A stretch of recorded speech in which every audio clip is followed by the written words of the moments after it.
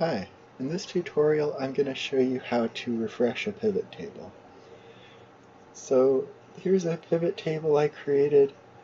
It's pulling from the sales tab here, columns A through F, and I added a day to the data here.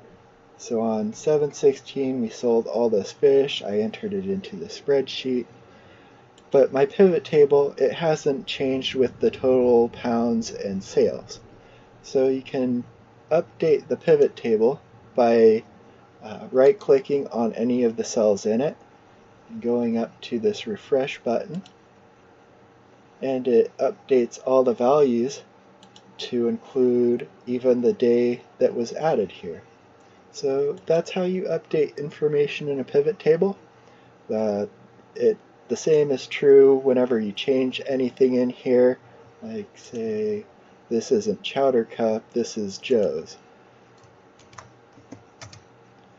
I'll just change it there, and then I'd go over here and I'd right click and refresh, and it changes Joe's totals and the other customer. So that's how you refresh a pivot table, and thank you for watching.